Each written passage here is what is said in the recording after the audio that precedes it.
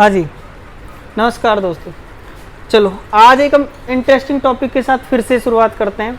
आज हमारा जो टॉपिक रहेगा वो मौर्य वंश की स्थापना से संबंधित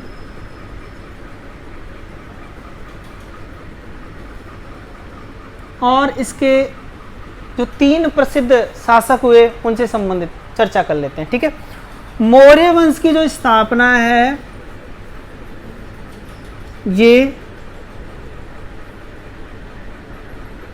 322 ईसा पूर्व में चंद्रगुप्त मौर्य के द्वारा मगध में, और उस समय मगध का राजा था घनानंद।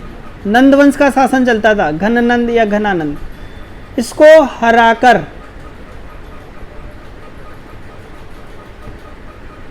मौर्य वंश की नींव रखी। तो मौर्य वंश की नींव रखी चंद्रगुप्त मौर्य ने, और कब रखी? 322 ईसा पूर्व। कहाँ? मगध में। वहां पर उस समय मगध में जो शासन चलता था वो किसका था? नंद वंश का। और नंद वंश का जो अंतिम शासक रहा वो था घनानंद।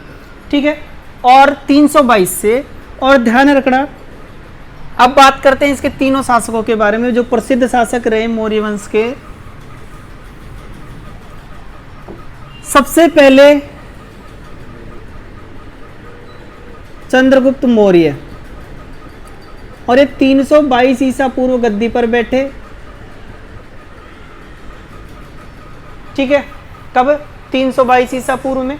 और देखिए इनका बेटा बिंदुसार। अब देखिए बिंदुसार की मां थी दुर्धरा। चंद्रगुप्त की पहली पत्नी दुर्धरा। दुर्धरा का बेटा था कौन? बिंदुसार। और चंद्रगुप्त की एक पत्नी थी जिसका नाम था हेलेना। ठीक है, बिंदुसार ये गद्दी पर बैठा 298 ईसा पूर्व। 298 ईसा पूर्व में। ठीक है, अब देखो बिंदुसार से संबंधित चर्चा कर लेते हैं। बिंदुसार का जो माना जाता है कि बिंदुसार के 101 तो पुत्र थे, जिसमें सबसे जो बड़ा बेटा था उसका नाम था सुसीम। क्या नाम था? अब देखिए हमारे यहाँ की प्रथा के अनुसार सबसे बड़ा पुत्र ही राजगद्दी पर बैठता है। ठीक है, एक पुत्र अशोक।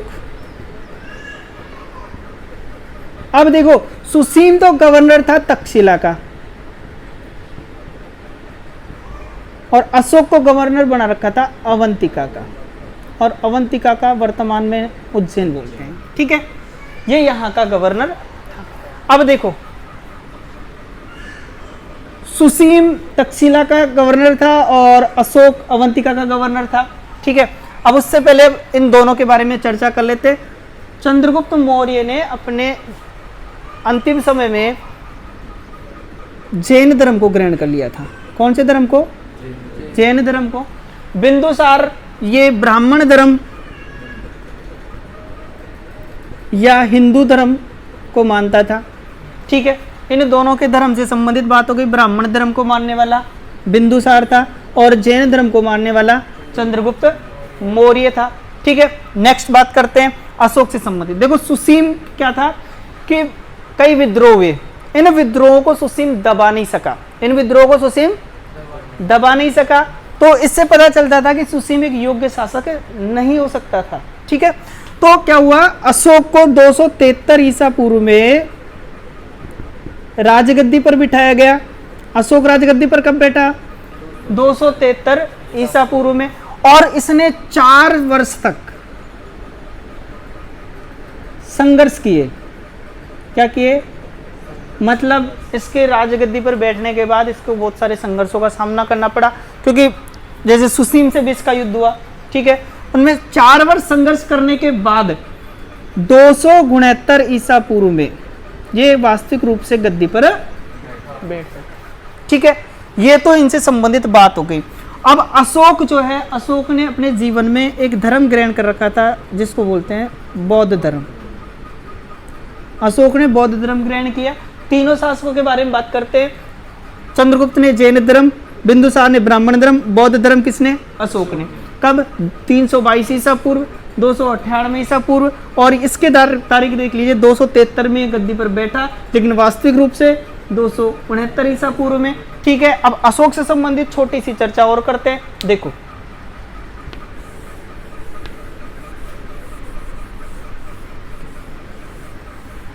अशोक से संबंधित छोटी सी चर्चा ये, अशोक जब वास्तविक रूप से गद्दी पर बैठा उसके 8वें वर्ष यानी 261 ईसा पूर्व में एक युद्ध हुआ, कलिंग का युद्ध।